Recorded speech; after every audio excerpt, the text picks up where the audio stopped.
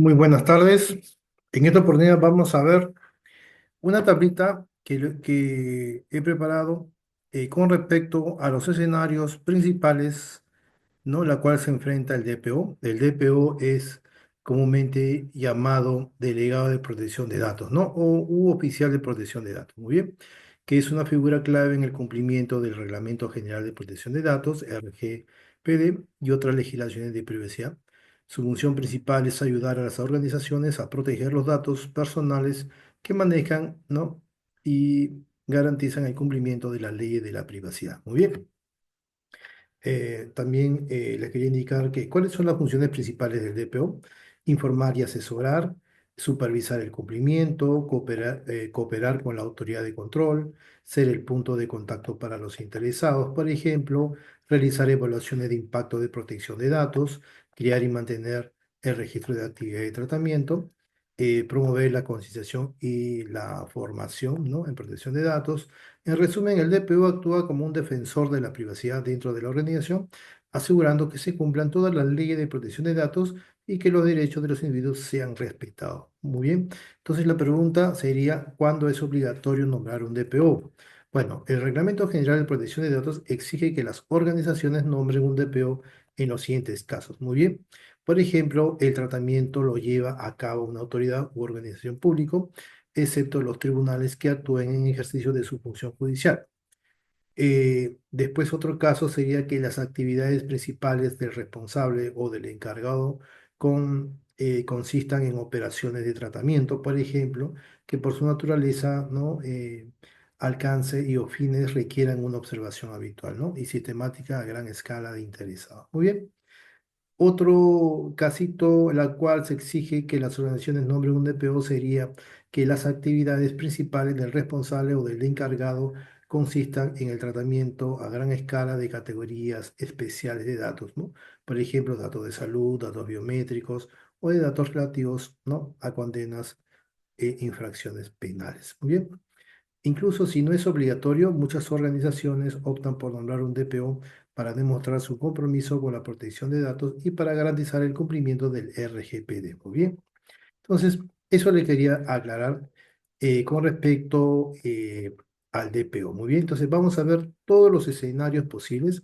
En total, yo he preparado, son 10 escenarios y me parece que son escenarios muy importantes, la cual nosotros eh, vamos a entender, ¿no? Porque yo voy a explicar los escenarios. Por ejemplo, un primer escenario, ahí vemos solicitud de acceso a datos de SAR compleja, ¿no? Voy a explicar cada escenario, muy bien. Voy a explicar el impacto de cada escenario, muy bien. Voy a explicar las soluciones, ¿no?, y las acciones para cada solución. Y también voy a mencionar y voy a explicar brevemente la tecnología y herramientas comunes por cada escenario. Muy bien. Muy bien, entonces vamos a proceder a explicar eh, cada una de de estos escenarios. Mi nombre es Amador Alejandro Serra Corona y conmigo vamos a ver este tema que me parece muy interesante, ¿no? Si alguien desea un voucher para DPO, para Oficial de Protección de Datos, el precio del voucher de la certificación es de $500, la cual integra muchos, no solamente esta certificación, sino también otras certificaciones, ¿no?, relacionadas al DPO. Por ejemplo, el de implementador en Reglamento General de Protección de Datos, ¿no? Y ahí hay varios otros certificaciones también, en la cual está incluido esta certificación. Muy bien. Entonces, el precio es de $500 para el que desea acceso a la plataforma, más todos los vouchers. Muy bien, más los materiales, simuladores, recursos varios. Muy bien. Ahora, si desean solamente acceso al curso, ¿no?, sin certificaciones, eso tiene un precio de $100. Muy bien, $100 para que puedan, digamos, visualizar los videos, descargar los materiales, no tienen un acceso por seis meses. Muy bien.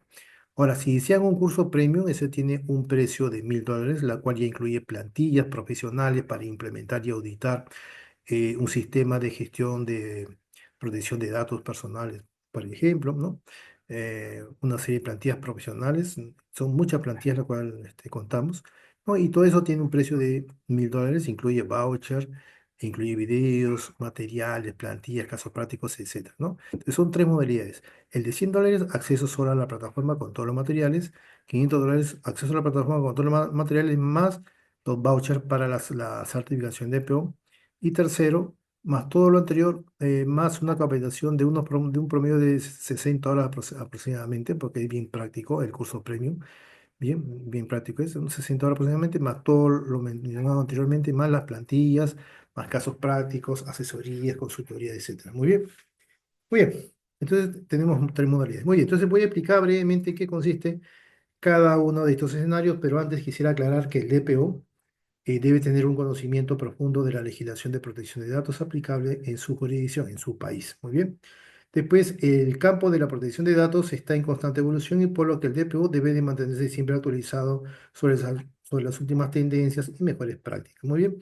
Y también, por último, el DPO debe tener excelentes habilidades de comunicación para poder explicar todos los requisitos de protección de datos a los empleados. Muy bien, los clientes y las autoridades reguladoras. Muy bien. Muy bien, entonces vamos a explicar brevemente cada escenario. Muy bien. Muy bien, el primer escenario dice solicitud de acceso a datos de SAR. Primero, como les había comentado, vamos a explicar su descripción y su impacto de ese escenario. ¿En qué consiste este primer escenario? Solicitud de acceso a datos de SAR compleja. Muy bien, entonces vamos a iniciar. Muy bien, este escenario se presenta cuando el DPO recibe una solicitud de acceso a datos. DSAR es Data Object Access Request, ¿no? Que plantean desafíos particulares y estos desafíos pueden incluir ambigüedad, por ejemplo. ¿En qué consiste la ambigüedad? Donde la solicitud no está clara o no está precisa sobre qué datos se solicita. Después, estos desafíos también pueden incluir, por ejemplo, alcance amplio, donde la solicitud abarca una gran cantidad de datos o sistemas, lo que requiere una búsqueda exhaustiva. Después, estos desafíos pueden incluir datos sensibles, ¿no? Información de terceros, secretos comerciales, excepciones legales, solicitudes frecuentes o abusivas. Muy bien, muy bien. ¿Qué más? ¿Y cuál es el impacto de este escenario? Riesgo de incumplimiento, riesgo para la privacidad, carga administrativa, daño a la reputación o imagen de la organización. Muy bien, muy bien. Entonces, ¿cuáles serían las soluciones principales? Ahí, según la tabla, acá son cuatro soluciones. Proceso documentado, identificación, búsqueda exhaustiva, anonimización, redacción y cumplir plazos. Son cinco en sí. Muy bien, por ejemplo, el proceso documentado, ¿de qué trata? ¿Cuál es el objetivo del proceso documentado? Es asegurar que la organización tenga un proceso claro y documentado para recibir, para verificar y para responder a todas las de SARS, ¿no? Muy bien, ya habíamos indicado que son las de SAR, ¿no? ¿No? Las famosas de SAR, muy bien. ¿Qué más? ¿Qué más? Vamos a ver a las de SAR, les había indicado de que es Data Object Access Request, muy bien, o solicitud de acceso a datos, muy bien, ese es el de SAR, muy bien. ¿Qué más? Entonces, he explicado el escenario, estamos explicando las soluciones, ¿no? Nos encontramos en proceso documentado, donde les había indicado el objetivo es asegurar que la organización tenga un proceso claro y documentado para recibir y verificar y responder a todos los desastres. Muy bien. ¿Y cuáles serían esas acciones para el proceso documentado? Bueno, crear un procedimiento detallado, definir responsabilidades, formar al personal, revisar el proceso, ¿no? Etcétera. Muy bien. Muy bien, la siguiente solución sería identificación. ¿En qué consiste? Verificar la identidad del solicitante para asegurarse de que es la persona a la que pertenecen los datos. Muy bien. Las acciones, ¿cuál sería de la solución de identificación? Solicitar documentación, verificar la documentación, utilizar métodos de autenticación seguros, etcétera, ¿no? Después tenemos otra solución que es búsqueda exhaustiva. ¿No? ¿En qué consiste? Bueno, realizar una búsqueda exhaustiva a todos los sistemas y a todas las ubicaciones donde se puedan encontrar los datos del solicitante. Muy bien. ¿Y las acciones cuáles serían? Identificar la fuente de datos, utilizar herramientas de descubrimiento de datos, realizar búsquedas de manuales, documentar las búsquedas, etcétera. Después tenemos otra solución ahí también que dice anonimización, redacción, ¿no? Cuyo objetivo es anonimizar o redactar la información que no debe ser revelada, ¿no? Ejemplo, datos de terceros, secretos comerciales, etcétera. ¿Y cuáles serían las acciones?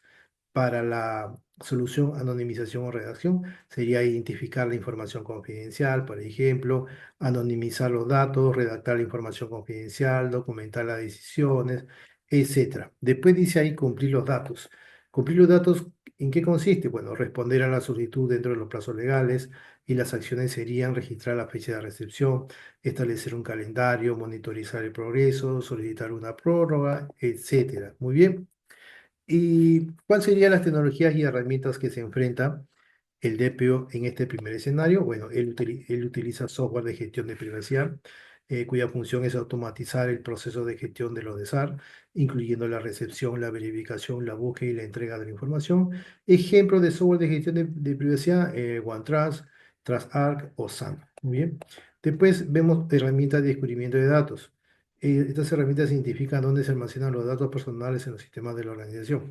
Ejemplo, el Big ID, el Spiriu, el NetRix, etc. Después tenemos herramientas de anonimización y pseudonimización, que estas herramientas protegen los datos personales mediante la anonimización y la pseudonimización. Ejemplo, el AS, RCA, tokenización, etc. Muy bien, muy bien. Bueno, ¿qué hemos explicado del escenario número uno? Su descripción, su impacto. Hemos explicado las soluciones que consisten para el primer escenario en cuatro soluciones, que es proceso documentado, identificación, búsqueda exhaustiva, anonimización y redacción y cumplir plazos. Y hemos explicado sus acciones. Muy bien. Después hemos explicado brevemente las tecnologías y herramientas más comunes, ¿no? En que consisten software de gestión de privacidad, herramientas de descubrimiento de datos y herramientas de anonimización y pseudonimización. Muy bien. Ahora vamos a explicar brevemente el escenario número 2. El escenario número 2 consiste en incumplimiento de protección de datos, data breach significativo. Muy bien. ¿En qué consiste este escenario? El escenario número 2, este escenario se refiere a una violación de la seguridad que conduce a la destrucción, a la pérdida, a la alteración, a la divulgación no autorizada o acceso accidental o ilícito a datos personales que presenta un riesgo significativo para los derechos y libertades de las personas afectadas. Entonces, la significación del incumplimiento se evalúa en función de factores, por ejemplo, como la cantidad de datos afectados, la sensibilidad de los datos afectados, el impacto en los interesados, la facilidad de identificación, las circunstancias del incidente, etcétera, ¿no? Muy bien. Muy bien. ¿Qué más? Hay también impactos, riesgo para los interesados, obligaciones legales, sanciones, daño a la reputación, etcétera. Muy bien. ¿Cuáles serían, por ejemplo, las soluciones principales? Bueno, ahí mencionamos el plan de respuesta, la investigación, la notificación, la medida de corrección y la documentación. Muy bien, vamos a explicar a cada uno de ellos. Estamos en el escenario número 2. Tenemos el plan de respuesta, cuyo objetivo es activar el plan de respuesta a incidentes de seguridad para gestionar el incumplimiento de forma eficaz y eficiente. ¿Y cuáles serían las acciones? Identificar y activar al equipo de respuesta, definir roles y responsabilidades, comunicación, ¿no? Y documentación. Muy bien. Después encontramos ahí investigación. Investigación es investigar la causa, el alcance y el impacto del incidente. Acciones sería recopilar evidencia, analizar la evidencia, evaluar el riesgo, documentar los hallazgos, etcétera, ¿no? Después tenemos el escenario número 3 sería la notificación, que consiste en notificar a la Autoridad de Protección de Datos y a los interesados afectados en los plazos legales. Y las acciones serían notificar a la autoridad, notificar a los interesados, proporcionar información, etcétera. Muy bien. Después tenemos el otro escenario que es medida de corrección. ¿No? ¿En qué consiste esto? Bueno, es implementar medidas para corregir todas las deficiencias de seguridad que causaron el incidente y prevenir futuros incidentes. Muy bien. Acciones sería, bueno, por ejemplo, corregir las vulnerabilidades, reforzar los controles de seguridad, formar el personal, revisar las políticas y todos los procedimientos, etcétera. Y después ahí vemos documentación. ¿Qué quiere decir esto? Documentar todo el proceso de gestión del incidente, ¿no? Y las acciones serían registrar todas las acciones, mantener un registro de los incidentes y revisar los registros. Muy bien. ¿Cuáles serían las herramientas? Ahí vemos herramienta 100, Security Information and Event Management, cuya función sería recopilar y analizar todos los logs de seguridad de diferentes fuentes para detectar patrones sospechosos y generar alertas, ¿no? Como el Splunk, el QRadar, el ArcSign, etcétera, ¿no? Herramientas de análisis forense también ahí vemos que ayudan a los investigadores a analizar la evidencia digital para determinar la causa raíz de los incidentes, ¿no? Ejemplo, en case, FTK, autopsia. Después mencionamos ahí también plataformas de notificación de brecha de datos, ¿no? Que ayudan a las organizaciones a cumplir con los requisitos legales de notificación de brecha de datos. Ejemplos, el WIRE, el WEL, el EPIC, el externo, etcétera. Muy bien. Muy bien, ahora vamos a explicar el escenario número 3. Vamos a ver de qué trata el escenario número 3. Escenario número 3, vamos a ver si hay más acá, ¿verdad? Si hay más datos, pero no vamos a ver completo. Muy bien. El escenario número 3 es evaluación de impacto de protección de datos de PIA obligatoria. Muy bien.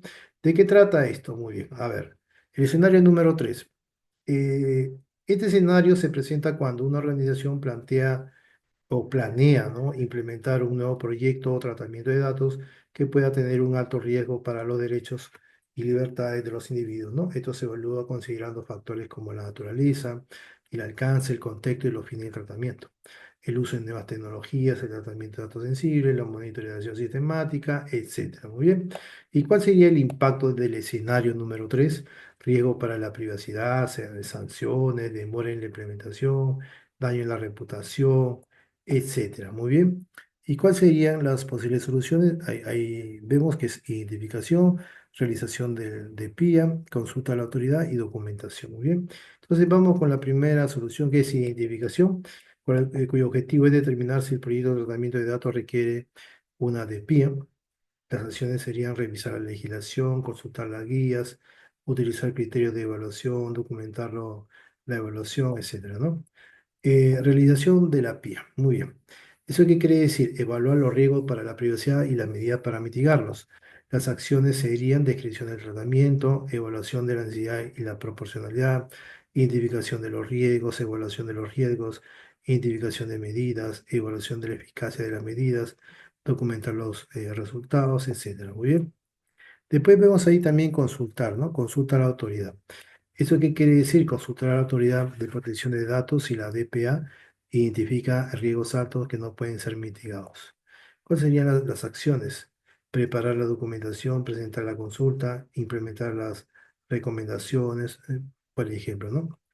Muy bien. Y ahí también menciona algunas herramientas o técnicas, por ejemplo, plantillas y guías para los de PIA, ¿no? Y herramientas de evaluación de riesgos. Nosotros contamos con todas esas plantillas. Si alguien desea adquirirlas, se comunica con nosotros, ¿no? Mi correo es amador.izar@gmail.com o mi WhatsApp es el 993261168. Muy bien. Después tenemos acá la fila 4. Muy bien. La fila 4, el escenario sería resistencia a la implementación de medidas de privacidad. ¿En qué consiste este escenario? Bueno, este escenario se presenta cuando el DPO se encuentra con resistencia por parte de otros departamentos o empleados de la organización a la hora de implementar medidas de privacidad y protección de datos. Esta resistencia puede manifestarse de diversas formas, como una falta de comprensión, una preocupación por el impacto en el negocio, un apego a las prácticas existentes, priorización de otros objetivos, o percepción de la privacidad como un problema legal. Muy bien. ¿Y cuál sería el impacto del escenario número 4? Incumplimiento normativo, riesgo para la privacidad, daño a la reputación, costos financieros altos, ¿no? Etcétera. Muy bien. Muy bien. Ahora, ¿qué más? Ahí mencionamos también las soluciones, que es comunicación, colaboración, formación y apoyo a la alta dirección. Tiene que haber una alta comunicación, ¿no? Explica los beneficios de la privacidad y las consecuencias del incumplimiento. O sea, toda esa comunicación hay que transmitir a todos los empleados. Después la colaboración tiene que trabajarse todos juntos con todos los departamentos, ¿no? Todos tienen que colaborar. Muy bien. ¿Para qué tienen que colaborar? Bueno, para el tema de los controles, diseño de los controles, seguimiento de los controles, para identificar observaciones o mejoras a todos los documentos. Muy bien. Tiene que haber también una formación, proporcionar formación sobre privacidad y protección de datos a todos los empleados y apoyo de la alta dirección. Muy bien. Eso tener el apoyo de la alta dirección para promover una cultura de privacidad de datos. Muy bien. Aquí, por ejemplo, ¿qué es lo que usa como herramientas? Utiliza materiales de formación sobre privacidad, la cual encontramos en los cursos de Udemy, Coursera, etcétera, o presentaciones o guías, etcétera. Muy bien. Muy bien. De ahí vemos el escenario número 5. El escenario número 5, ¿de qué trata? Muy bien, hay que explicar brevemente primero. El escenario número 5 es falta de recursos para cumplir con las obligaciones del RGPD o eh, LOPDGD. Muy bien. Uno es Reglamento de Protección de Datos y el otro es Ley General de Protección de Datos, ¿no? De datos. Muy bien. ¿Qué quiere decir el escenario número 5? ¿Qué significa? Bueno, este escenario se presenta cuando el DPO o el equipo de protección de datos no dispone de los recursos suficientes en tiempo personal, presupuesto, tecnología para cumplir con todas las obligaciones establecidas por el Reglamento General de Protección de Datos, RGPD, y la Ley Orgánica de Protección de Datos y la garantía de los derechos digitales, ¿no? U otras legislaciones similares. Y esto puede deberse a qué? A una falta de conciencia, a priorizaciones conflictivas, restricciones presupuestales, crecimiento rápido, complejidad del entorno. ¿Y cuál sería el impacto de este escenario? Estamos en el escenario número 5. Incumplimiento normativo, riesgo para la privacidad, daño a la reputación, no responsabilidades legales y desbordamiento del DPO. Muy bien.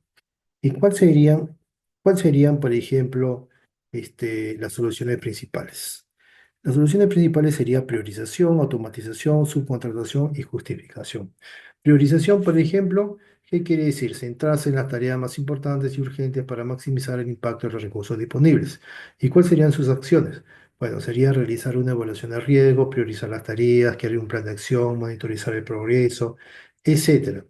Muy bien, y de ahí vemos automatización, que consiste en automatizar todas las tareas que se puedan automatizar, ¿no?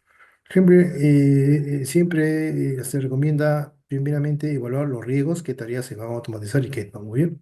Después tenemos subcontratación, subcontratar todas las tareas que no se pueden realizar internamente. Muy bien. Eso también se tiene que analizar. Después justificación, justificar la necesidad de recursos adicionales ante la alta dirección. Muy bien. Y de ahí vienen, digamos, las tecnologías, herramientas de gestión de proyectos, herramientas de automatización de tareas, etcétera. Muy bien. Y cada uno tiene su objetivo. Por ejemplo, las herramientas de gestión de proyectos para priorizar y gestionar todas las tareas de todos los proyectos. Y las herramientas de automatización de tareas para automatizar todas las tareas repetitivas, como la gestión de consentimiento, ¿no? O las auditorías de acceso. Muy bien.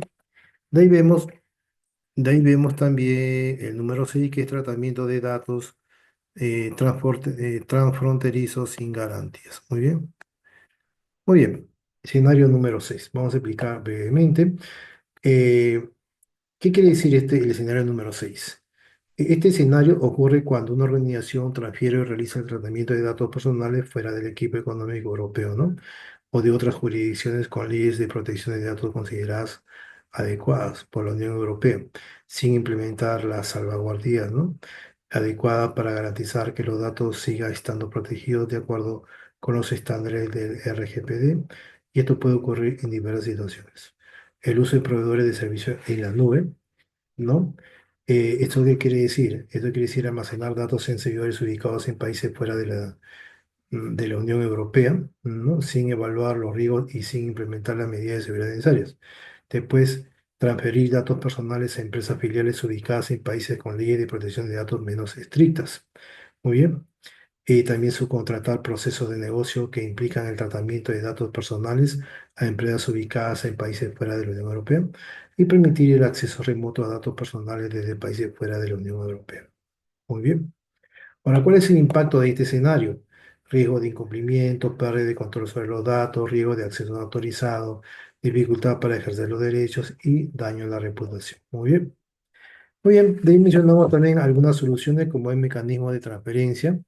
¿En qué consiste este mecanismo de transferencia? Bueno, es utilizar el mecanismo de transferencia de datos aprobado por la normativa de protección de datos para garantizar que los datos personales están protegidos cuando se transfieren fuera de la Unión Europea. Acciones sería cláusulas contractuales tipo CCT, normas comparativas vinculadas, ¿no? Decisiones de adecuación y derogación específica, muy bien. O derogaciones específicas, muy bien. ¿Qué más? Esas son las acciones, ¿no? Del mecanismo de transferencia. Después hay otro que es evaluación de la legislación del país receptor. ¿En qué consiste eso? Es evaluar la legislación y las prácticas del país receptor para determinar si ofrece un nivel de protección adecuado a los datos personales, ¿no?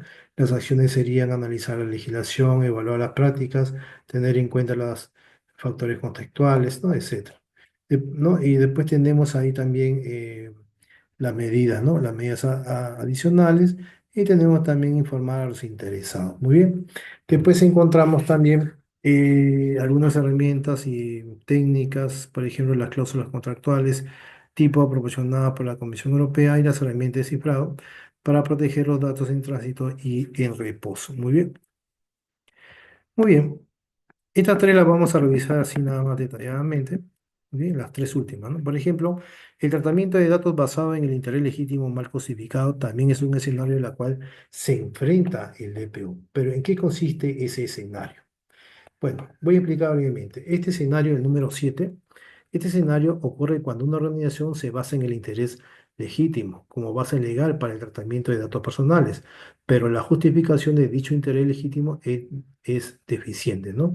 Insuficiente o directamente incorrecta, donde el interés legítimo es una base legal que permite a las organizaciones tratar datos personales sin consentimiento explícito, siempre y cuando el tratamiento sea necesario para sus intereses legítimos. ¿Bien? Y dichos intereses no prevalezcan sobre los derechos y libertades fundamentales de los interesados. Sin embargo, muchas organizaciones abusan de esta base legal utilizándola para tratamiento de datos que no cumplen con los requisitos establecidos por el Reglamento General de Protección de Datos, ¿no? Ejemplos, por ejemplo, de una mala justificación incluyen una falta de evaluación del equipo o una falta de evaluación del equilibrio, un interés vago genérico, un tratamiento innecesario, una falta de transparencia o no ofrecer opciones de oposición. Hay un impacto, sí, un incumplimiento normativo, riesgo para la privacidad, pérdida de datos o pérdida de confianza y acciones legales. Muy bien. Y hay una serie ahí de soluciones como evaluación rigurosa, transparencia, minimización de datos, implementación de medidas de protección. Y acá acá se usa bastante las plantillas para la evaluación del interés legítimo. Muy bien. El escenario número 8. ¿En qué consiste el escenario número 8? Vamos a explicar. Es dificultad no, para mantener el registro de actividades de tratamiento, ropa se llama. ¿En qué consiste el escenario? Bueno, este escenario se refiere a las dificultades que enfrentan las organizaciones para crear, para mantener y actualizar un registro de actividad de tratamiento, comúnmente llamado ROPA, también conocido como artículo 30 registro, preciso y completo, como exige el Reglamento General de Protección de Datos. El ROPA es un documento interno que describe de manera exhaustiva todas las actividades de tratamiento de datos personales que realiza la organización. Muy bien. Y debe incluir información como el nombre y los datos de contacto del responsable del tratamiento y en su caso del responsable del representante y del DPO, las categorías de interesados y de datos personales tratados, los fines del tratamiento, las categorías de destinatarios a quienes se comunicaran o comunicarán los datos personales, en su caso, las transferencias de datos personales o a un tercer país u organización internacional, ¿no? Los plazos previstos para la supresión de las diferentes categorías de datos o una descripción de las medidas técnicas y organizativas de seguridad. Muy bien. Muy bien, entonces es una pequeña descripción, ¿no? ¿Qué más? ¿Cuál es el impacto del escenario número 8? ¿No? Estamos hablando acá del escenario número 8, sería incumplimiento normativo, falta de visibilidad, dificultad para responder a solicitudes, dificultad para realizar de PIAs, ¿no? Dificultad para demostrar el cumplimiento, etcétera, ¿no? Y ahí hay unas posibles soluciones: software de gestión de ropa, formación, revisión periódica, integración con otros procesos. Y también encontramos acá software de gestión de privacidad para automatizar la creación y el mantenimiento de ropa. Muy bien, ahí está. Muy bien, ahí estamos, hemos explicado todo como debe ser. Muy bien. Después tenemos el otro escenario. A ver, vamos a poner acá. El otro escenario posible en el cual se enfrenta el DPO, la falta de conocimiento de los empleados sobre protección de datos también. Muy bien. Ese es el escenario número 3. Muy bien. Este escenario se presenta cuando los empleados de una organización carecen de la comprensión y el conocimiento necesarios para los principios de protección de datos, las leyes y las regulaciones aplicables como el RGPD, las políticas internas de la empresa y las mejores prácticas para el manejo seguro de datos personales, ¿no? Esta falta de conocimiento puede manifestarse de varias maneras, como el manejo inadecuado de datos, la falta de conciencia sobre riesgos, incumplimiento involuntario, resistencia al cambio y confusión sobre responsabilidad. Muy bien. ¿Tiene un impacto este escenario? Sí. El incumplimiento normativo, la violación de datos, daño a la reputación, pérdida de la productividad y mayor riesgo de ataque. Muy bien. Y ahí también mencionan algunas soluciones, como el programa de formación integral, la formación específica, la concienciación continua y la evaluación de la formación. Muy bien. ¿Qué más? También menciona ahí una pequeña plataforma de learning sobre privacidad, simulación de piercing. Ahí está, para evaluar la conciencia de los empleados sobre los riesgos de piercing. Muy bien. Ahí está. Muy bien. ¿Qué más? Y tenemos el último escenario, me parece que son 10. Ahí vamos a ver. Ahí está. Conflictos de interés con otros roles en la organización. Muy bien. ¿En qué consiste este escenario? Bueno, este escenario se presenta cuando el DPO ocupa también otros puestos o tiene otras responsabilidades dentro de la organización que podrían entrar en conflicto con sus deberes de protección de datos. El RGPD exige que el DPO actúe de forma independiente y objetiva y que no reciba instrucciones, ¿no?, sobre cómo llevar a cabo sus funciones. Sin embargo, esto puede ser difícil de lograr si el DPO también es responsable de otras áreas que podrían verse afectadas por las decisiones que toma en materia de protección de datos, ¿no? Muy bien. ¿Qué más? ¿Cuál es el impacto? El compromiso de la independencia, riesgo de incumplimiento, pérdida de confianza, responsabilidades legales, conflictos internos. Muy bien. Ahí también tenemos algunas soluciones: independencia, jerarquía, recursos y ética. Y también contamos ahí con políticas de conflicto de interés. Muy bien. Políticas de conflicto de interés, por ejemplo, ¿no? Muy bien. Las políticas de conflicto de interés tienen como objetivo principal establecer un marco claro y formal para identificar, gestionar y mitigar todas las situaciones en las que los intereses personales o profesionales del DPO o de cualquier otro empleado podrían comprometer su objetividad, su juicio, su capacidad para actuar, ¿no?, en el mejor interés de la organización, especialmente en lo que respecta a la protección de datos. Muy bien. Oye, eso quiere decir política de conflictos de interés. Muy bien. Muy bien.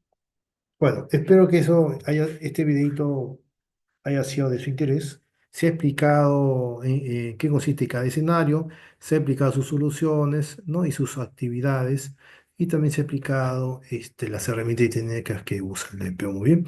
Son 10 escenarios, la cual puede tener más escenarios, pero acá hemos puesto los más principales, ¿bien? Los escenarios que se enfrenta un DPO. A ver, si desean acceso a la plataforma de este curso, tiene un precio de $100, acceso por 6 meses. Hay material, van a encontrar bastante información, hasta videos. Ahora, si desean los vouchers, más todo lo anterior mencionado, eso tiene un precio de $500. Ahora, si desean, por ejemplo, un curso premium, tiene un precio de $1000. Todo lo anterior, más plantillas, más casos prácticos, ¿no? Casos reales donde se ha implementado, ¿no? Donde ha participado el DPO, ¿no?, en diferentes empresas. También tenemos todo ese material, simuladores, etcétera. Muy bien. Si desean asesoría o consultoría, también nos pasan la voz, etcétera. Muy bien. Entonces, mi correo es amador.izarra@gmail.com, mi WhatsApp es el 993-261-682 de Lima, Perú. Mi link es www.colisitec.com. Muy bien, espero que haya sido de mucha utilidad este pequeño videito que es rico en conocimiento, que lo he preparado para ustedes, ¿no?, con bastante esfuerzo para que todos podamos aprender de manera conjunta. Muy bien. Muy bien. Entonces, nos vemos en un próximo videito. Muchísimas gracias. Muy buenas tardes.